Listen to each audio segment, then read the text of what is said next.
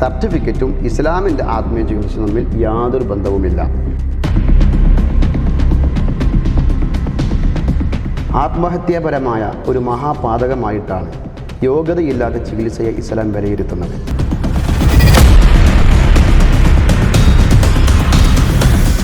ഒരു കുരുട്ട് ബുദ്ധിയുടെ ഭാഗമാണ് അറബിക്ക് എന്നോ ഇസ്ലാമിക് എന്നോ ചേർത്ത് കൊടുക്കുന്നത്.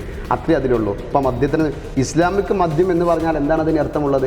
അദ്ദേഹം പറഞ്ഞത് ഒരു ചികിത്സാ രീതിയെ സംബന്ധിച്ചുള്ള പഠനങ്ങളോ നമ്മുടെ സംഘടനയിൽ ലഭ്യമല്ല. അപ്പോൾ ഞാൻ ചോദിച്ചു, പിന്നെ എന്താണ് നിങ്ങൾ ചെയ്യുന്നത്? 20,000 രൂപ തന്നാൽ ഞങ്ങൾ നിങ്ങൾക്ക് സർട്ടിഫിക്കറ്റ് തരും. ഇനി ഇസ്ലാമിൻ്റെ ഭാഷയിൽ ഞാനതിനെ പറയാം. അതായത് ഒരു വ്യക്തിക്ക് കള്ളസാക്ഷ്യം നൽകുക എന്നാണ് അതിൻ്റെ അർത്ഥം.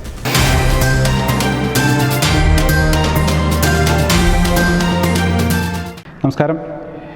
പാരമ്പര്യ ചികിത്സയുടെ പേരിലും അതുപോലെ തന്നെ ആത്മീയ ചികിത്സയുടെ പേരിലും വ്യാജന്മാർ കളമടക്കി വാഴുന്ന ഒരു സാഹചര്യമാണ് ഇപ്പോൾ കേരളം കണ്ടുകൊണ്ടിരിക്കുന്നത്.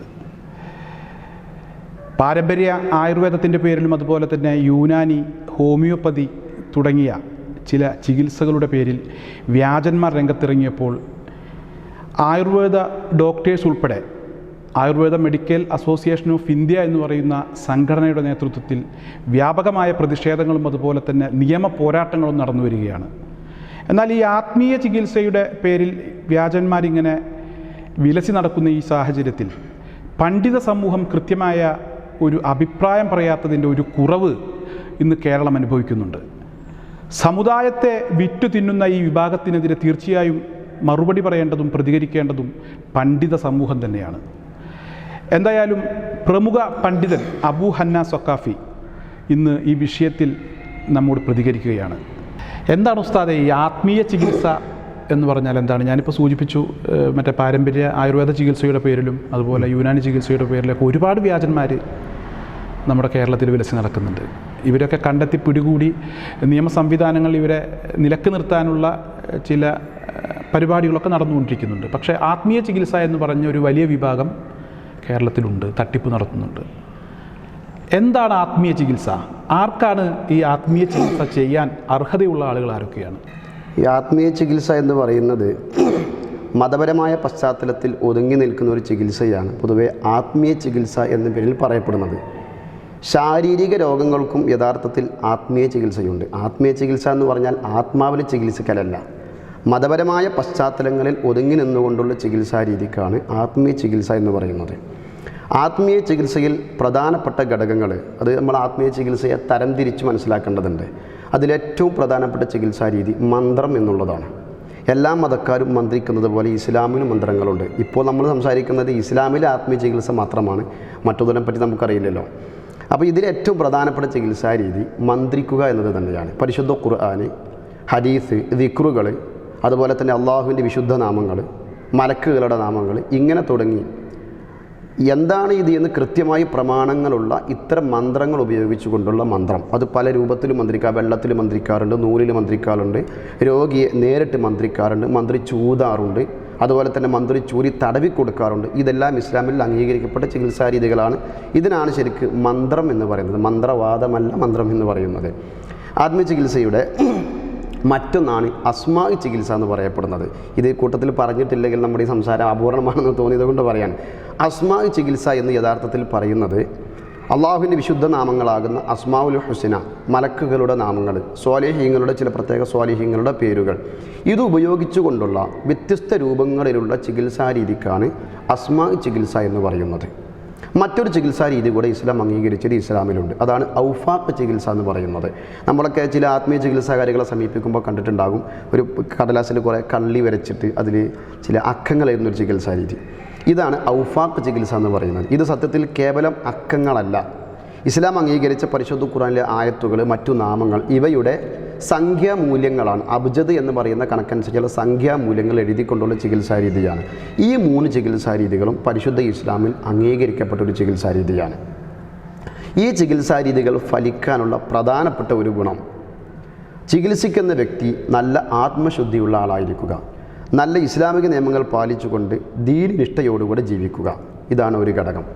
മറ്റൊന്ന്, ചികിത്സിച്ച് പരിചയസമ്പന്നനായ ഒരു ചികിത്സാകാരിയിൽ നിന്ന് അദ്ദേഹത്തിൻ്റെ കൂടെ നടന്ന് അനുഭവിച്ച് ചികിത്സ പഠിക്കുക. എന്താണ് താൻ ചികിത്സിക്കുന്നതും ഇതെന്താണെന്നും എവിടെ നിന്നാണെന്നും കൃത്യമായ ധാരണയുണ്ടായിരിക്കുക. ഇതിൻ്റെ പിന്നിൽ സാമ്പത്തിക ലാഭമോഹം ഇല്ലാതിരിക്കുക. ഈ ഘടകങ്ങൾ ഒരുമിച്ച് കൂടുമ്പോൾ മാത്രമാണ് ആത്മീയ ചികിത്സ ഫലം ചെയ്യുന്നത്. ഇതാണ് യഥാർത്ഥത്തിൽ ഇസ്ലാമിൻ്റെ ആത്മീയ ചികിത്സാ രീതിയും അതിനോടുള്ള സമീപനവും.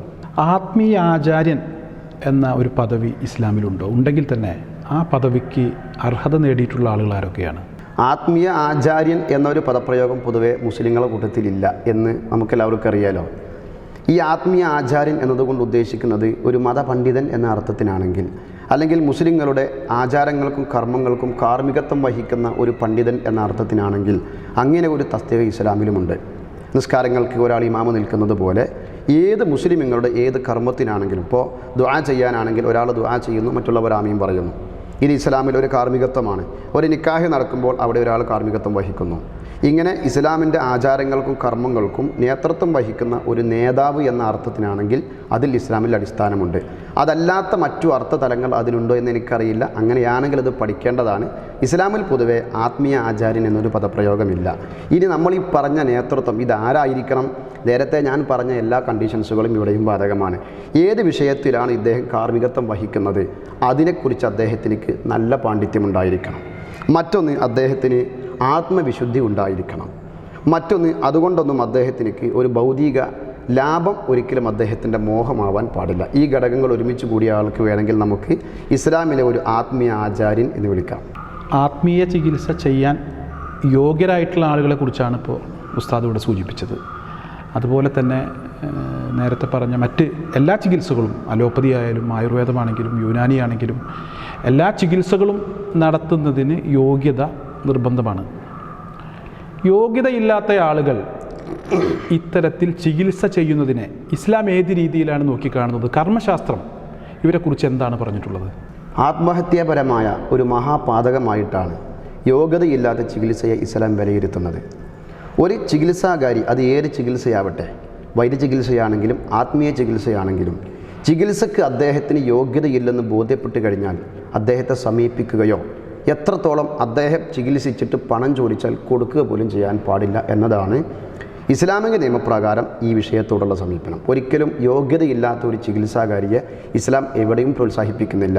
വൈദ്യശാസ്ത്രം തീരുമാനം പറയേണ്ട വിഷയങ്ങളെ സംബന്ധിച്ച് കർമ്മശാസ്ത്ര ഗ്രന്ഥങ്ങൾ വിശകലനം നടത്തുന്നു. ഒരു ഉദാഹരണം പറഞ്ഞാൽ, ഒരു രോഗി, അദ്ദേഹത്തിനിക്ക് ഒരു സ്ത്രീ, ആ സ്ത്രീക്ക് ഇനി പ്രസവിക്കാൻ കഴിയില്ല എന്ന് ഒരു ഡോക്ടർ പറഞ്ഞാൽ അത് സ്വീകരിച്ചുകൊണ്ട് ആ സ്ത്രീകൾക്ക് തുടർ നടപടി സ്വീകരിക്കണമെങ്കിൽ അഗ്രഗണ്യനായ വൈദ്യശാസ്ത്രത്തിൽ അഗാധ പാണ്ഡിത്യമുള്ള ഒരാൾ പറഞ്ഞതേ സ്വീകരിക്കാൻ പാടുള്ളൂ.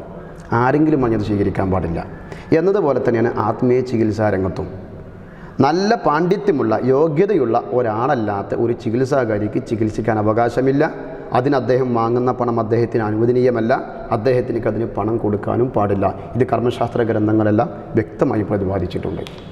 ഇപ്പോൾ വ്യാപകമായി നമ്മളൊക്കെ പല സ്ഥലങ്ങളിലും ബോർഡ് വെച്ചിട്ടാണ് ചില ആത്മീയ ചികിത്സകൾ നടത്തുന്ന ആളുകൾ ബോർഡ് വെച്ചിട്ടാണ് ചികിത്സിക്കുന്നത്. പലരും ഇസ്ലാമിക ചികിത്സാ രീതി എന്ന രീതിയിൽ അറബിക് ആസ്ട്രോളജി എന്ന ബോർഡാണ് പ്രദർശിപ്പിച്ചിട്ടുള്ളത്. ഇവർക്കൊക്കെ ഗവൺമെൻറ് ഓഫ് ഇന്ത്യ അപ്രൂവ്ഡ് എന്നൊക്കെ പറഞ്ഞ് രജിസ്ട്രേഷൻ നമ്പറോടുകൂടിയ ചില സർട്ടിഫിക്കറ്റുകളും ചില സ്ഥാപനങ്ങൾ അനുവദിച്ച് നൽകുന്നുണ്ട്. യഥാർത്ഥത്തിൽ അറബിക് ആസ്ട്രോളജി എന്ന് പറയുന്ന ഒരു ചികിത്സാ രീതി ഉണ്ടോ? ആസ്ട്രോളജി, ജ്യോതിഷം അറബി ഭാഷയിലാണ് എങ്കിൽ നിങ്ങൾക്ക് വേണമെങ്കിൽ അതിന് അറബി ജ്യോതിഷം എന്നോ അറബിക് ആസ്ട്രോളജി എന്നോ പറയാം. ഇസ്ലാമിക് ആസ്ട്രോളജി എന്ന് പറയുന്ന ഒരു സംഗതി ലോകത്തില്ല. ആസ്ട്രോളജി ഒരു വേണമെങ്കിൽ ഒരു വിജ്ഞാന ശാഖയാക്കി പരിഗണിച്ചിട്ട് അറബി ഭാഷയിൽ നമുക്കതിന് വേണമെങ്കിൽ അവതരിപ്പിക്കാം. അറബി ഭാഷ എന്ന് പറയുന്ന ഒരു ലാംഗ്വേജാണ്, ഒരു വേർഡ് ലാംഗ്വേജാണ്, അത്രയേ ഉള്ളൂ. ഇസ്ലാമിക് ആസ്ട്രോളജി എന്ന പദപ്രയോഗം 100% തെറ്റാണ്. ഇസ്ലാമിൽ അറബിക് ആസ്ട്രോളജി എന്ന് പറയുന്ന ഒരു വിഷയമുണ്ടോ? ഇല്ല. ഇസ്ലാമിൽ ആസ്ട്രോളജി എന്നൊരു വിഷയം തന്നെ ഇല്ല. ജ്യോതിഷം മനുഷ്യൻ്റെ ആത്മാവുമായി ബന്ധപ്പെടുന്ന, ആത്മീയതയുമായി ബന്ധപ്പെടുന്ന, മതതലങ്ങളുമായി ബന്ധപ്പെടുന്ന ഒരു മേഖലയും ഇസ്ലാമിലില്ല. അതേസമയത്ത് ജ്യോതിശാസ്ത്രത്തെ ചില സംഗതികൾക്ക് നമുക്ക് ആശ്രയിക്കേണ്ടി വരും. കടലിലൂടെ യാത്ര ചെയ്യുന്നൊരു മനുഷ്യന് പഴയ കാലത്തൊക്കെ പോലെ തന്നെ ദിശ അറിയാൻ ചിലപ്പോൾ ഏതെങ്കിലും ജ്യോതികളെ അടിസ്ഥാനപ്പെടുത്തേണ്ടി വരും. ഭൂമിയിലെ ചില പ്രകൃതി മാറ്റങ്ങൾ, വേലിയേറ്റം, വേലിയിറക്കം, അതുപോലെ തന്നെ കാലാവസ്ഥ നിരീക്ഷണം, ഇതിനൊക്കെ നമുക്ക് വേണമെങ്കിൽ ജ്യോതികളെ, നക്ഷത്രഗോളാദികൾ ഉപയോഗപ്പെടുത്താവുന്നതാണ്. അതിൽ കവിഞ്ഞ് മനുഷ്യരുടെ ആത്മീയ ഗുണദോഷങ്ങൾക്ക് ഏതെങ്കിലും ജോലികളുടെ, നക്ഷത്രങ്ങളുടെ, ഗോളങ്ങളുടെ ചലനങ്ങളോ നിശ്ചലനങ്ങളോ അത് ബാധിക്കുന്നേയില്ല. അതുകൊണ്ട് ഇസ്ലാമിൽ ആത്മീയ ചികിത്സാ രംഗത്ത് ഇസ്ലാമിക് ആസ്ട്രോളജി എന്ന പദപ്രയോഗം തന്നെ കടുത്ത തെറ്റാണ്. അത് മറ്റെവിടെങ്കിലേക്കോ ഉള്ളതിനെ ഇസ്ലാമിലേക്ക് കടത്തിക്കൊണ്ടുവരാനുള്ള ഒരു കുരുട്ട് ബുദ്ധിയുടെ ഭാഗമാണ് അറബിക്ക് എന്നോ ഇസ്ലാമിക് എന്നോ ചേർത്ത് കൊടുക്കുന്നത്. അത്രേ അതിലുള്ളൂ. ഇപ്പോൾ മദ്യത്തിന് ഇസ്ലാമിക് മദ്യം എന്ന് പറഞ്ഞാൽ എന്താണ് അതിന് അർത്ഥമുള്ളത്? അതുപോലെയുള്ളൊരു പ്രയോഗമാണ് ഇസ്ലാമിക് ആസ്ട്രോളജി എന്നുള്ളത്. ആസ്ട്രോളജി ഇസ്ലാമിൻ്റെ ആത്മീയതയുമായിട്ടും ഒരു ബന്ധമില്ല, ആത്മീയ ചികിത്സയുമായിട്ടും ബന്ധമില്ല. ഇത്തരം ചികിത്സകൾ നടത്തുന്ന ആളുകൾക്ക് ഏതെങ്കിലും സർട്ടിഫിക്കറ്റിൻ്റെ ആവശ്യമുണ്ടോ? കാരണം ഇത് ആത്മീയ ചികിത്സയാണ്, മതപരമായ കാര്യമാണ്. മതപരമായ കാര്യങ്ങൾ നിർവഹിക്കുന്നതിനും അതുപോലെ തന്നെ ആചാരാനുഷ്ഠാനങ്ങൾ കൊണ്ടു നടക്കുന്നതിനും നമ്മുടെ നാട്ടിൽ പ്രത്യേകിച്ചൊരു നിയമപരമായ തടസ്സങ്ങളുമില്ല. എല്ലാവിധ സ്വാതന്ത്ര്യവും നമുക്കുണ്ട്. അത് എല്ലാ മതവിഭാഗങ്ങൾക്കുമുണ്ട്. ഇവിടെയും അത്തരത്തിൽ തന്നെയല്ലേ കാര്യങ്ങളെ നോക്കിക്കാണേണ്ടത്? ഇത്തരത്തിൽ ചികിത്സിക്കുന്ന ആളുകൾക്ക് ഏതെങ്കിലും ഒരു സ്ഥാപനം നൽകുന്ന സർട്ടിഫിക്കറ്റിൻ്റെ ആവശ്യമുണ്ടോ? കാരണം ഒരുപാട് പണ്ഡിതന്മാരായിട്ടുള്ള ആളുകൾ ഇത്തരത്തിലുള്ള വലിയ ചതിക്കുഴികളിൽ വീണ് ഇപ്പോൾ അവർ ആരോടും പറയാതെ ആ നാണക്കേട് മറച്ചു വെച്ചുകൊണ്ടിരിക്കുന്ന ഒരു സാഹചര്യമാണ് നിലവിലുള്ളത്. അത്തരം ഏതെങ്കിലും സാഹചര്യങ്ങളുമായി ഇതിനു മുമ്പ് സാഹചര്യത്തിൽപ്പെട്ട ആളുകളുമായി ബന്ധപ്പെടേണ്ടി വന്നിട്ടുണ്ടോ, അല്ലെങ്കിൽ അനുഭവത്തിലുണ്ടോ? സത്യത്തിൽ ആത്മീയ ചികിത്സ ഇസ്ലാമിക ശരീഅത്ത് അനുവദിക്കണമെങ്കിൽ നമ്മുടെ രാജ്യം മതപരമായ ഒരു ചടങ്ങുകൾക്കും വിലക്കേർപ്പെടുത്തിയിട്ടില്ലെന്ന് താങ്കളുടെ സംസാരത്തിൽ നിന്ന് വന്നല്ലോ. മത ആചാരത്തിൻ്റെ ഭാഗമായുള്ള ആത്മീയ ചികിത്സക്കും നമ്മുടെ രാജ്യത്ത് തടസ്സമില്ലെന്ന് തന്നെ പറയാം. ചികിത്സയുടെ പേരിലുള്ള ചൂഷണങ്ങളെ മാത്രമാണ് നമ്മുടെ സർക്കാർ എതിർക്കുന്നത്, നമ്മളെല്ലാവരും എതിർക്കേണ്ടതുമാണ്. ഒരിക്കലും ഇസ്ലാമിനെ സംബന്ധിച്ചിടത്തോളം ആത്മീയ ചികിത്സ നടത്താൻ ഒരു സർട്ടിഫിക്കറ്റിൻ്റെയും ആവശ്യമില്ല. സർട്ടിഫിക്കറ്റ് ഉണ്ടായതുകൊണ്ട് പരിചയമില്ലാത്ത ഒരാൾ ചികിത്സ നടത്തിയാൽ അത് ഇസ്ലാമിക ശരീഅത്തിൽ അംഗീകരിക്കപ്പെട്ടതുമല്ല. എന്ന് പറഞ്ഞാൽ സർട്ടിഫിക്കറ്റും ഇസ്ലാമിൻ്റെ ആത്മീയ ചികിത്സ തമ്മിൽ യാതൊരു ബന്ധവുമില്ല. പിന്നെ താങ്കളുടെ ചോദ്യത്തിൻ്റെ രണ്ടാമത്തൊരു വശമുണ്ട്. ഇത്തരം ചതിക്കുഴിയിൽപ്പെട്ട ആരെങ്കിലുമായിട്ട് നേരത്തെ ബന്ധപ്പെട്ടിട്ടുണ്ടോ? ഞാൻ എൻ്റെ ഓർമ്മ ശരിയാണെങ്കിൽ ഈ ആത്മീയ ചികിത്സാ രംഗത്തുള്ള മൂല്യശോഷണങ്ങളുമായും ചൂഷണങ്ങളുമായും ബന്ധപ്പെട്ട് ഞാനൊരു 4-5 വർഷത്തോളമായി നിരന്തരം പോരാടിക്കൊണ്ടിരിക്കുന്നുണ്ട്. ആദ്യഘട്ടങ്ങളിലൊക്കെ ശക്തമായ എതിർപ്പുകൾ ഉണ്ടായിരുന്നെങ്കിലും അൽഹംദുലില്ലാ ഇപ്പോൾ ഒരു പരിധിവരെ ആളുകൾക്കെല്ലാം അത് ബോധ്യപ്പെട്ടു തുടങ്ങിയിട്ടുണ്ട്. ഞാൻ ആത്മീയ ചികിത്സയെ എതിർക്കാറില്ല, ആത്മീയ ചികിത്സയെ അംഗീകരിക്കുന്നു. പക്ഷേ അത് യഥാർത്ഥ ചികിത്സ മാത്രമേ നിലനിൽക്കാൻ പാടുള്ളൂ. 99% ഇന്നത്തെ ചികിത്സകളും തട്ടിപ്പുകളാണെന്ന കാര്യം ഇടയ്ക്ക് വെച്ച് ഓർമ്മപ്പെടുത്തുകയാണ്. നമുക്ക് പിന്നിലേക്ക് വരാം. ഈ ചർച്ച നടന്നുകൊണ്ടിരിക്കുന്ന ഘട്ടത്തിൽ നമ്മുടെ തെക്കൻ കേരളത്തിലെ, മധ്യ കേരളത്തിലെയോ ഏതോ ഒരു സ്ഥാപനവുമായി ബന്ധപ്പെട്ട് ഇബ്നു സീന എന്ന പേരിലാണെന്ന് തോന്നുന്നു, കൃത്യമായി ഓർമ്മയില്ല, ഒരു ഇബ്നു സീന മെഡിക്കേഷൻ സെൻറ്റർ എന്ന് പറയുന്ന ഒരു സ്ഥാപനവുമായി ബന്ധപ്പെട്ട് ചർച്ച വരികയും വാട്സപ്പിൽ ഞാൻ അവരെ ഗ്രൂപ്പിൽ ഞാൻ അംഗമാവുകയും ഞാൻ അവരോട് ഇതുമായി ഡിസ്കസ് ചെയ്യുകയും ചെയ്തിരുന്നു. നേരത്തെ ഞാൻ പറഞ്ഞല്ലോ, സർട്ടിഫിക്കറ്റ് ഒരിക്കലും ഇസ്ലാമിൽ ചികിത്സയ്ക്ക് വേണ്ട. ഞാൻ അന്ന് അവരുമായി സംസാരിക്കുമ്പോൾ അവരെന്നോട് പറഞ്ഞത് ഇതൊരു പാരമ്പര്യ ചികിത്സയാണ്, ഇത് ലീഗലായി അംഗീകരിക്കപ്പെടണമെങ്കിൽ ഞങ്ങളുടെ സർട്ടിഫിക്കറ്റ് ആവശ്യമാണ്, അതിന് 20,000 രൂപ തന്നാൽ ഞങ്ങൾ നിങ്ങൾക്ക് സർട്ടിഫിക്കറ്റ് തരാം എന്നതിൽ കവിഞ്ഞ് അവിടെ ചികിത്സ പഠിപ്പിക്കുകയോ ചികിത്സയുടെ മെത്തേഡുകൾ പറഞ്ഞു കൊടുക്കുകയോ ഒന്നും ചെയ്യുന്നില്ല. സർട്ടിഫിക്കറ്റ് നൽകുക മാത്രമേ ഞങ്ങൾ ചെയ്യുന്നുള്ളൂ എന്ന് അന്ന് അവരെന്നോട് എനിക്ക് തന്ന റിപ്ലൈ അതാണ്. പിന്നെ തുടർ ചോദ്യങ്ങൾ ചോദിച്ചപ്പോൾ പിന്നെ വാട്സപ്പ് ഗ്രൂപ്പിൽ നിന്ന് സ്വാഭാവികമാകുമ്പോൾ എനിക്ക് പുറത്തു പോരേണ്ടി വന്നു. സമുദായത്തിൻ്റെ പേരിലാണ് ഈ തട്ടിപ്പുകളൊക്കെ നടക്കുന്നത്. സമുദായം വിറ്റാണ് ഇവർ കാശാക്കുന്നത്. ഇത്തരത്തിൽ നടത്തുന്ന തട്ടിപ്പിൻ്റെ ഇരകളാകുന്നത് സമുദായത്തിലെ ഭൂരിഭാഗം വരുന്ന സ്ത്രീകളാണ്. പലപ്പോഴും ലൈംഗിക ചൂഷണത്തിന് വരെ സ്ത്രീകൾ ഇരയാകുന്നുണ്ട്. വലിയ രീതിയിലുള്ള സാമ്പത്തിക ചൂഷണത്തിനും ഇരയാകുന്നുണ്ട്. ഏതാണ് ഒറിജിനൽ, ഏതാണ് വ്യാജൻ തിരിച്ചറിയാൻ എന്തെങ്കിലും മാർഗങ്ങളുണ്ടോ? അല്ലെങ്കിൽ ഇവർക്ക് എന്തെങ്കിലും ഉപദേശം ഒരു മതപണ്ഡിതൻ എന്ന രീതിയിൽ താങ്കൾക്ക് കൊടുക്കാനുണ്ടോ? വളരെ നിർണായകമായ ഇമ്പോർട്ടായ ഒരു ചോദ്യമാണ് താങ്കളിപ്പോൾ ചോദിച്ചത്. നമ്മുടെ കേരളം ഇന്ന് അനുഭവിക്കുന്ന പ്രതിസന്ധികളിലെ ഏറ്റവും പ്രധാനപ്പെട്ട ഒരു പ്രതിസന്ധിയാണ് ഈ ആത്മീയ രംഗത്തെ ചൂഷണം. ഇത് വ്യാജനും ഒറിജിനലും തിരിച്ചറിയാൻ ഒരു കേവല സാധാരണക്കാരനെ സംബന്ധിച്ചിടത്തോളം വല്ലാതെ കഴിഞ്ഞോളണമെന്നില്ല. മതപണ്ഡിതന്മാരോടുള്ള ആദരവും ബഹുമാനവും സ്നേഹവുമായിരിക്കാം ഒരുപക്ഷെ ഇത്തരം ചതിക്കുഴികളിലേക്ക് ആളുകളെ കൊണ്ടെത്തിക്കുന്നത്. ഇതിൽ ഒന്നാം സ്ഥാനത്ത് നിൽക്കുന്നത് നമ്മുടെ നാട്ടിലെ സ്ത്രീകളാണ്. എനിക്കവരോട് പറയാനുള്ള ഒരു കാര്യം, നമ്മുടെ വീട്ടിൽ എന്തെങ്കിലും ഒരു ചെറിയ പ്രശ്നം, ഒരു കച്ചവടം തുടങ്ങി, സ്വാഭാവികമാണ് കച്ചവടത്തിൽ പരാജയം സംഭവിച്ചേക്കാം. നിങ്ങളൊരു വാഹനം എടുക്കുന്നു, സ്വാഭാവികമാണ് ആക്സിഡൻറ്റിൽപ്പെട്ടേക്കാം. ആളുകൾ നടന്നു പോകുന്നു, സ്വാഭാവികമായും കാലൊന്ന് തെന്നി വീണേക്കാം, അസുഖമുണ്ടായേക്കാം. എന്തെങ്കിലും ചെറിയ പ്രശ്നങ്ങൾ ഉണ്ടാകുമ്പോഴേക്ക് ഇത് പൈശാചിക ബാധയാണെന്ന് വിശ്വസിച്ചുകൊണ്ട് ആരോ പറഞ്ഞു കേൾക്കുന്ന ഇത്തരം ചികിത്സാകാരികളെ സമീപിക്കാതിരിക്കുക. നമ്മുടെ നാട്ടിൽ അറിയപ്പെട്ട പണ്ഡിതന്മാരുമായി ബന്ധപ്പെട്ട് ഇപ്പോൾ നമ്മുടെ നാട്ടിൽ ഒരുപാട് ഇസ്ലാമിക സംഘടനകളുണ്ട്. സമസ്ത കേരള ജംഇയ്യത്തുൽ ഉലമ 2 എണ്ണമുണ്ട്, ദക്ഷിണ കേരള ജംഇയ്യത്തുൽ ഉലമയുണ്ട്, സംസ്ഥാന കേരള ജംഇയ്യത്തുൽ ഉലമയുണ്ട്. ഇങ്ങനെ ആത്മീയ ചികിത്സ അംഗീകരിക്കുന്ന പണ്ഡിത സഭകൾ തന്നെ 4ഓളം പ്രഗത്ഭരായ പണ്ഡിത സഭകളുണ്ട്. ഏതെങ്കിലും ഒരു പണ്ഡിത സഭയുമായി ചേർന്ന് നിൽക്കുന്ന ആളുകളായിരിക്കാം ബഹുഭൂരിഭാഗം ആളുകളും. അത്തരക്കാരോട് എനിക്ക് പറയാനുള്ളത്, ആ നാട്ടിലെ പണ്ഡിതന്മാരുമായി ബന്ധപ്പെട്ട് ആരെ സമീപിക്കണം എന്ന് ഒരു ഉറപ്പ് വരുത്തലെങ്കിലും നടത്തിയിട്ടേ ചികിത്സാ കാര്യങ്ങളെ സമീപിക്കാൻ പാടുള്ളൂ. സോഷ്യൽ മീഡിയയിലെ അതിപ്രസരവും കേട്ടുകേൾവിയുടെയും അടിസ്ഥാനത്തിൽ അവിടെ അതുണ്ട് ഇതുണ്ട് എന്ന കേട്ടുകേൾവിയുടെ അടിസ്ഥാനത്തിലാണ് ബഹുഭൂരിഭാഗം ആളുകളും ഇതിൽ ചെന്നപ്പെടുന്നത്. അതിനുള്ള ഒരേ ഒരു പരിഹാരം ഞാൻ മനസ്സിലാക്കുന്നത്, എന്നെ സംബന്ധിച്ചിടത്തോളം, ഇത് ഒരു പണ്ഡിതനുമായി കൂടിയാലോചിച്ചുകൊണ്ട് മാത്രം ഇത്തരം ആളുകളെ സമീപിക്കുന്ന ഒരവസ്ഥയിലേക്ക് എത്തുകയാണ് നമ്മൾ ചെയ്യേണ്ടത്. എന്നാൽ ഒരു പരിധിവരെ ഈ ചൂഷണത്തിൽ നിന്ന് രക്ഷപ്പെടാൻ സാധിക്കും. ഉസ്താദ് പറഞ്ഞു വന്ന ഒരു കാര്യം ഇപ്പോൾ കേരളത്തിൽ വലിയ രീതിയിൽ ചർച്ച ചെയ്യപ്പെട്ടുകൊണ്ടിരിക്കുന്ന ഒരു വിഷയമാണ്. വർഷങ്ങൾക്ക് മുമ്പ് ടാക്സി ഡ്രൈവറായിട്ട് തുടങ്ങുന്നു, അതിനുശേഷം മാക്സി കച്ചവടം, പിന്നീട് കുറി നടത്തി അത് പൊട്ടി നാടുവിടുന്നു, പിന്നീട് പച്ച തലപ്പാവും 5 വിരലിലും മോതിരവും ഒക്കെ ആയി തിരിച്ചെത്തി അദ്ദേഹം പിന്നെ വലിയ സിദ്ധനായിട്ട് അവതരിക്കുകയാണ്. 2019 ഈ കക്ഷിയെ പോലീസും ആരോഗ്യവകുപ്പും ഒക്കെ സംയുക്തമായി റെയ്ഡ് നടത്തി ഇയാൾ ജയിലിലാവുന്നു. 2022 സമയത്താണ് ഞാൻ കാണുന്നത് വീണ്ടും ഇയാൾ അറബിക് ആസ്ട്രോളജി എന്നൊക്കെ പറഞ്ഞ് ബോർഡ് വെച്ച്, ഞാൻ നേരത്തെ സൂചിപ്പിച്ച ഇബ്നു സീന മെഡിക്കേഷൻ സെൻറ്റർ എന്ന് പറയുന്ന സ്ഥാപനത്തിൻ്റെ ബോർഡൊക്കെ വെച്ച് ഗവൺമെൻറ് ഓഫ് ഇന്ത്യ അപ്രൂവ്ഡ് എന്നൊക്കെ പറഞ്ഞ് രജിസ്ട്രേഷൻ നമ്പറൊക്കെ പ്രദർശിപ്പിച്ച് ഇദ്ദേഹം ചികിത്സ നടത്തുന്നു. എനിക്ക് തോന്നിയൊരു സംശയമാണ്, 2019 വ്യാജനെന്ന് പോലീസും ആരോഗ്യവകുപ്പും പറഞ്ഞ വ്യക്തി 2022 ഒറിജിനലായി അവതരിക്കുമ്പോൾ അതിന് പിന്നിൽ എന്താണ്, ഇത്ര വലിയ മാറ്റം എന്താണ് സംഭവിച്ചത് എന്നതിനെക്കുറിച്ച് എനിക്ക് ഒരു വലിയ സംശയമുണ്ടായി. നമ്മുടെ നാട്ടിലെ സ്ത്രീകളും അതുപോലെ തന്നെ അബാലവൃദ്ധം ജനങ്ങളും ഇയാളെ കാണാൻ വരുന്നു, ഇയാൾ ആവശ്യപ്പെടുന്ന പണം നൽകുന്നു. അന്വേഷിച്ചപ്പോൾ ഒരുപാട് ആളുകൾക്ക് വലിയ രീതിയിലുള്ള സാമ്പത്തിക നഷ്ടങ്ങളുണ്ടാകുന്നു.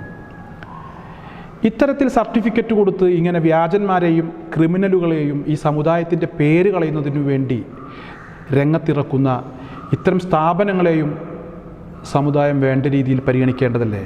അവരുടെ ഭാഗത്തു നിന്നും സംഭവിക്കുന്ന ഇത്തരത്തിലുള്ള നീക്കങ്ങൾക്കെതിരെയും വിമർശനങ്ങളും പ്രതിഷേധങ്ങളും ഉയർന്നു വരേണ്ടതല്ലേ? നേരത്തെ ഉസ്താദിൻ്റെ ഒരു സംസാരത്തിൽ നിന്ന് തന്നെ എനിക്കൊരു കാര്യം മനസ്സിലായത്, ഇബ്നു സീന ഉസ്താദിനെയും സമീപിച്ചു എന്നാണ്. തിരിച്ചവരോട് അതിനെക്കുറിച്ച് ചില ചോദ്യങ്ങൾ ചോദിച്ചപ്പോൾ സ്വാഭാവികമായും ആ വാട്സപ്പ് ഗ്രൂപ്പിൽ നിന്നും റിമൂവ് ചെയ്തു. പിന്നീട് അവരുമായി യാതൊരുവിധ ബന്ധവുമില്ലെന്ന് പറയുന്നു. എന്താണ് നമ്മുടെ പണ്ഡിത സമൂഹത്തിന് സംഭവിക്കുന്നത്? എന്താണ് ഈ വിഷയത്തിലൊന്നും വേണ്ട രീതിയിൽ പ്രതികരിക്കാത്തതിൻ്റെ ഒരു കാരണം എന്താണ്? ഞാൻ മനസ്സിലാക്കുന്നത്, പണ്ഡിത സഭകൾ ക്രിയാത്മകമായി ഈ വിഷയത്തിൽ ഇടപെടുന്നുണ്ടെങ്കിലും ഈ തട്ടിപ്പുകാരെയും ചൂഷകന്മാരെയും വേണ്ട വിധത്തിൽ തിരിച്ചറിയപ്പെടാൻ സാധിക്കുന്നില്ല എന്നതാണ് അതിൻ്റെ ഒരു പരിമിതി. എന്നാലും കുറച്ചുകൂടെ പണ്ഡിത സമൂഹം ഈ വിഷയത്തിൽ ജാഗ്രത പുലർത്തും എന്ന് വിശ്വസിക്കുന്നു. ഞാനും കേരളത്തിലെ പ്രധാനപ്പെട്ട ഒരു പണ്ഡിത സഭയുമായി ചേർന്ന് നിന്ന് പ്രവർത്തിക്കുന്ന ആ പണ്ഡിത സഭയുടെ കീഘടകങ്ങളുമായി സജീവ പ്രവർത്തകനായ ഒരാളാണ്. എന്നെ സംബന്ധിച്ചിടത്തോളം പണ്ഡിത സഭ അതിൽ ഇടപെടുന്നുണ്ട് എന്ന് തന്നെയാണ് ഞാൻ മനസ്സിലാക്കുന്നതെങ്കിലും കൂടുതൽ അതിൽ ശ്രദ്ധ ചെലുത്തുമെന്നാണ് ഞാൻ മനസ്സിലാക്കുന്നത്. നേരത്തെ നിങ്ങൾ പറഞ്ഞല്ലോ ഇബ്നു സീനയെ അവരെന്നെ സമീപിച്ചതല്ല. ഞാനിങ്ങനെ ഒരു വാർത്ത കേട്ടൊരു വാട്സപ്പ് ഗ്രൂപ്പ് കണ്ടപ്പോൾ ഞാനതിൽ ജോയിൻ ചെയ്ത് വിവരങ്ങൾ അന്വേഷിച്ചപ്പോൾ അവരുടെ ഡീറ്റെയിൽസ് അവരെനിക്ക് തന്നു. അവർ ചികിത്സ പഠിപ്പിക്കുന്നില്ല, ആർക്ക് വേണമെങ്കിലും സർട്ടിഫിക്കറ്റ് കൊടുക്കും. ഇപ്പോൾ എനിക്ക് കിട്ടും, ഞാൻ ചികിത്സകാരിയാണെന്ന് പറഞ്ഞു കഴിഞ്ഞ് 20,000 കൊടുത്തുക. അവരെ ലക്ഷ്യം ഒരു 20,000ആണ്. ഒരു ചെറിയ സംശയം, ചികിത്സ പഠിപ്പിക്കാത്തൊരു വ്യക്തിക്ക് സർട്ടിഫിക്കറ്റ് എങ്ങനെയാണ് ഇഷ്യൂ ചെയ്യാൻ കഴിയുന്നത്? അത് ഇസ്ലാമിക നിയമപ്രകാരം തെറ്റാണെന്ന് നേരത്തെ ഞാൻ പറഞ്ഞിട്ടുണ്ടല്ലോ. അവരുടെ ലക്ഷ്യം സർട്ടിഫിക്കറ്റ് കൊടുക്കുക എന്നതിൽ ഉപരി ഒരു 20,000 അത് ലഭിക്കാനുള്ള കുറുക്കു വഴികൾ അവർ സ്വീകരിക്കുന്നത് മാത്രം. അതാണ് അവിടെ സംഭവിച്ചത്. ആ കുറുക്കു വഴികളിലൂടെ കേരളത്തിൽ നിന്നും കൊള്ളയടിച്ചത് എത്ര കോടി രൂപയാണെന്നതിനെക്കുറിച്ച് ഉസ്താദ് ഇതുവരെ ചിന്തിച്ചിട്ടുണ്ടോ? ഞാൻ അതിനെപ്പറ്റി കൂടുതൽ അന്വേഷണങ്ങൾ നടത്തിയിട്ടില്ലെങ്കിലും വലിയ ഒരു സംഖ്യ അപഹരിക്കപ്പെട്ടിട്ടുണ്ട് എന്നുള്ളത് 20,000 ആളുകൾക്ക് സർട്ടിഫിക്കറ്റ് കൊടുത്തു എന്ന് അവർ തന്നെ പല സ്ഥലങ്ങളിലും പറയുന്നുണ്ട്. അപ്പോൾ പിന്നെ കാൽക്കുലേറ്റ് ചെയ്താൽ എത്ര കോടികളുണ്ടെന്ന് നമുക്ക് തന്നെ മനസ്സിലാക്കാമല്ലോ. അത്രേ അതിലുള്ളൂ. പക്ഷേ ഞാനിവിടെ വളരെ ഇമ്പോർട്ടായ ഒരു കാര്യം ഓർമ്മപ്പെടുത്തുന്നത്, ഇത്തരം ആളുകൾ ഒതുക്കി നിർത്താനുള്ള വ്യവസ്ഥാപിതമായ ഇടപെടലുകൾ എങ്ങനെ നടക്കുമെന്നുള്ളതാണ്. അത് ഞാൻ മനസ്സിലാക്കിയൊരു യാഥാർത്ഥ്യം, നമ്മുടെ കേരളം കാസർഗോഡ് മുതൽ തിരുവനന്തപുരം വരെ മഹല്ല് ജമാഅത്തുകൾ വളരെ ശക്തമാണ്. മുസ്ലിം സംഘടനകൾ വളരെ ശക്തമാണ്. ഒരു മഹല്ല് ജമാഅത്ത് എന്ന് പറഞ്ഞാൽ ഏത് മുസ്ലിം സംഘടനകളാണെങ്കിലും ആ ജമാഅത്തിൽ അംഗമായിരിക്കും. അതുകൊണ്ട് ആ നാട്ടിൽ, ഇപ്പോൾ നിങ്ങളുടെ നാട്ടിൽ അല്ലെങ്കിൽ എൻ്റെ നാട്ടിൽ, ഞാൻ ജോലി ചെയ്യുന്ന നാട്ടിൽ ഒരു ചികിത്സാകാരി വന്നിട്ടുണ്ടെന്ന് അറിഞ്ഞു കഴിഞ്ഞാൽ അവിടുത്തെ മഹല്ല് ജമാഅത്ത് ഔദ്യോഗികമായി അദ്ദേഹത്തെ ബന്ധപ്പെടണം.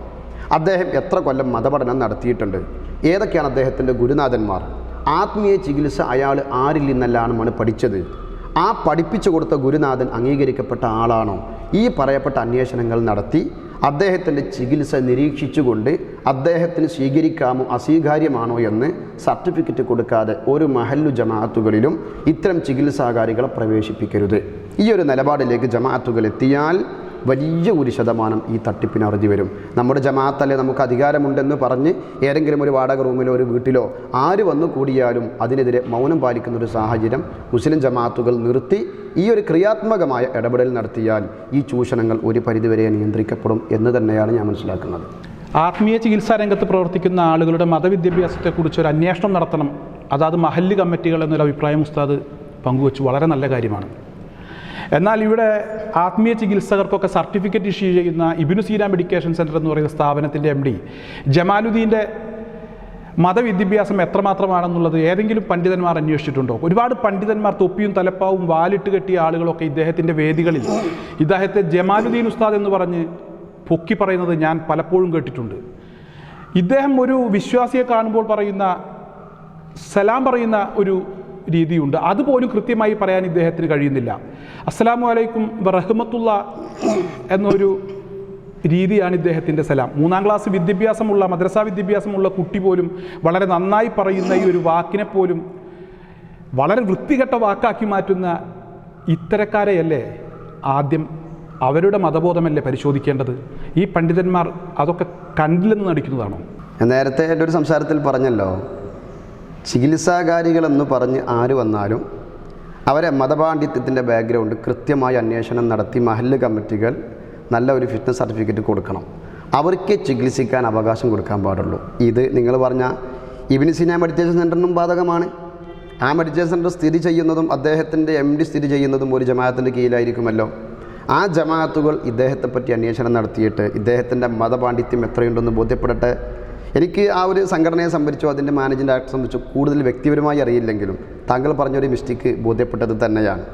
അത് താങ്കളുടെ ചോദ്യത്തിൽ പ്രധാനപ്പെട്ട ഒരു ഘടകമുണ്ട്. അദ്ദേഹത്തിൻ്റെ പിന്നിലുള്ള കുറേ പണ്ഡിതന്മാർ, സത്യത്തിൽ ഇദ്ദേഹം ഒരു മൗലവി എന്ന് ചേർക്കുന്നത് കൊണ്ട് ഇദ്ദേഹം വലിയ പണ്ഡിതനാണെന്ന് അവർ മനസ്സിലാക്കിയത് കൊണ്ടാവാം ഇവർക്ക് ഇദ്ദേഹത്തിൻ്റെ പാണ്ഡിത്യരാഹിത്യം ബോധ്യപ്പെടണമെങ്കിൽ മതപരമായ വൈജ്ഞാനിക ചർച്ചകൾ എന്തെങ്കിലും ഒന്ന് നടന്നിട്ട് അതിന് അദ്ദേഹത്തിന് സാധിക്കാതെ വരണ്ടേ. അങ്ങനെയല്ലാതെ ഒരിക്കലും മനുഷ്യന് വേഷം കണ്ട് ഒരാളുടെ പാണ്ഡിത്യം ഇളക്കാൻ കഴിയില്ലല്ലോ. അതിനൊരു അവസരം അവർക്ക് ലഭിച്ചിട്ടില്ല. എനിക്ക് അദ്ദേഹത്തെപ്പറ്റി എൻ്റെ ആദ്യത്തെ ഒരൊറ്റ സംഭാഷണത്തിൽ തന്നെ ബോധ്യപ്പെട്ടിട്ടുണ്ട്. കാരണം അത് സത്യസന്ധമല്ലെന്ന് എനിക്ക് ബോധ്യപ്പെടാനുള്ള ഒരു കാരണം, ഞാൻ അദ്ദേഹത്തോട് ചോദിച്ചു, ഞാൻ എതിർക്കുന്ന ഒരു ചികിത്സാ രീതിയെ സംബന്ധിച്ചാണ് ഞാൻ അദ്ദേഹത്തോട് ചോദിച്ചത്. അദ്ദേഹം പറഞ്ഞത് ഒരു ചികിത്സാ രീതിയെ സംബന്ധിച്ചുള്ള പഠനങ്ങളും നമ്മുടെ സംഘടനയിൽ ലഭ്യമല്ല. അപ്പോൾ ഞാൻ ചോദിച്ചു, പിന്നെ എന്താണ് നിങ്ങൾ ചെയ്യുന്നത്? 20,000 രൂപ തന്നാൽ ഞങ്ങൾ നിങ്ങൾക്ക് സർട്ടിഫിക്കറ്റ് തരും. ഇനി ഇസ്ലാമിൻ്റെ ഭാഷയിൽ ഞാനതിനെ പറയാം. അതായത് ഒരു വ്യക്തിക്ക് കള്ളസാക്ഷ്യം നൽകുക എന്നാണ് അതിൻ്റെ അർത്ഥം. ഞാൻ നിങ്ങൾക്ക് ഒരു എക്സ്പീരിയൻസ് സർട്ടിഫിക്കറ്റ് തരണമെങ്കിൽ നിങ്ങളതിൽ ക്വാളിഫൈഡ് ആണെന്ന് എനിക്ക് ബോധ്യപ്പെടണ്ടേ?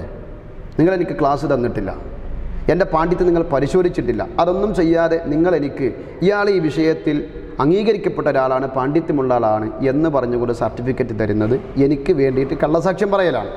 ഇസ്ലാം അത് എതിർക്കുന്നു. ഒരിക്കലും പരിശീലനം കൊടുക്കാതെ ഒരു വ്യക്തിക്ക് സർട്ടിഫിക്കറ്റ് കൊടുക്കാൻ പാടില്ല. അത് ഇസ്ലാമികമായി തെറ്റാണ്. പാണ്ഡിത്യമുള്ള ഒരാൾ, മതപരമായി അഗാധ പാണ്ഡിത്യമുള്ള ഒരാൾ ഈ ഒരു പ്രവൃത്തിയിൽ ഏർപ്പെടില്ല എന്നുള്ളത് അവിടെ നിന്ന് തന്നെ ബോധ്യമാണ്. അതിൽ നിന്ന് തന്നെ നിങ്ങളുടെ ചോദ്യത്തിന് ഉത്തരമുണ്ട്. അത്ര വലിയ മതപാണ്ഡിത്യമുള്ള ഒരാളാണെങ്കിൽ ഇത്രയും നീചമായ ഒരു പ്രവൃത്തിക്ക് ഒരാൾ മുതിരില്ല.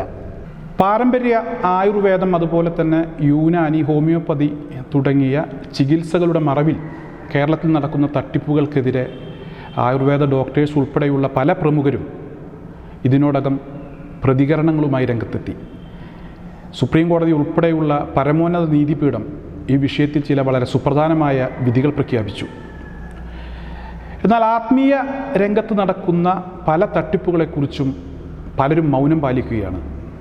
എന്തായാലും അതിന് വിരുദ്ധമായി പ്രമുഖ മതപണ്ഡിതൻ അബൂ ഹന്ന സഖാഫി, അദ്ദേഹം ഏകദേശം 5-6 വർഷങ്ങളായി ഇത്തരത്തിൽ നടക്കുന്ന ആത്മീയ തട്ടിപ്പിനെതിരെ മുൻപന്തിയിൽ തന്നെയുണ്ട്. എന്തായാലും അദ്ദേഹത്തിന് എല്ലാവിധ നന്മകളും ഞാൻ ആദ്യമായി നേരുകയാണ്. എന്നാൽ അദ്ദേഹം ഇടക്ക് വെച്ച് സൂചിപ്പിച്ച കേരളത്തിലെ പണ്ഡിത സഭകളുമായി ബന്ധപ്പെട്ട് ചില പരാമർശങ്ങൾ കൂടി നടത്തി ഞാൻ അവസാനിപ്പിക്കുകയാണ്. കേരളത്തിലെ പ്രമുഖ പണ്ഡിത സഭയായ സമസ്ത കേരള ജംഇയ്യത്തുൽ ഉലമ നേതൃത്വം കൊടുക്കുന്ന ഒരു പത്രമാണ് സുപ്രഭാതം പത്രം. ഈ സുപ്രഭാതം പത്രം പാലക്കാട് എഡിഷനിൽ ഇബ്നു സീന മെഡിക്കേഷൻ സെൻറ്റർ എന്ന് പറയുന്ന സ്ഥാപനം നടത്തിയ തട്ടിപ്പിനെക്കുറിച്ച് കൃത്യമായി ഒരു വാർത്ത വന്നിരുന്നു. ഈ വാർത്ത വന്നതിൻ്റെ തൊട്ടടുത്ത ദിവസം ഇതിൻ്റെ MD ആയിട്ടുള്ള ജമാലുദ്ദീൻ എന്ന് പറയുന്ന വ്യക്തി ബ്യൂറോ ഓഫീസിൽ നേരിട്ട് ചെന്ന് ഒരു TV സമ്മാനമായി നൽകി. പിന്നീട് അദ്ദേഹത്തിനെതിരെ ഒരു വാർത്ത പോലും ആ പത്രം കൊടുക്കാത്ത ഒരു സാഹചര്യമുണ്ടായി. ഒരു സംശയം, കേരളത്തിലെ ഈ പത്രത്തിന് നേതൃത്വം നൽകുന്ന പണ്ഡിത സഭ അറിഞ്ഞുകൊണ്ട് മൗനം പാലിച്ചതാണോ അതോ അറിയാതെ പോയതാണോ എന്നറിയില്ല. എന്തായാലും അവരുടെ കൂടി ശ്രദ്ധയിലേക്ക് ഇത്തരം വിഷയങ്ങൾ ഞാൻ കൊണ്ടുവരികയാണ്. എന്തായാലും ഇത്തരത്തിലുള്ള അനാചാരങ്ങൾക്കെതിരെ ശക്തമായി പൊരുതേണ്ട പണ്ഡിത സഭകൾ ഇനിയെങ്കിലും ഉണർന്ന് പ്രവർത്തിക്കണം. അതിന് എല്ലാവിധ പിന്തുണയും ഒരു മാധ്യമപ്രവർത്തകൻ എന്ന രീതിയിൽ എൻ്റെ ഭാഗത്തു നിന്നുണ്ടാകും എന്ന് ഉറപ്പു നൽകിക്കൊണ്ട് തൽക്കാലം നിർത്തുന്നു. നന്ദി, നമസ്കാരം.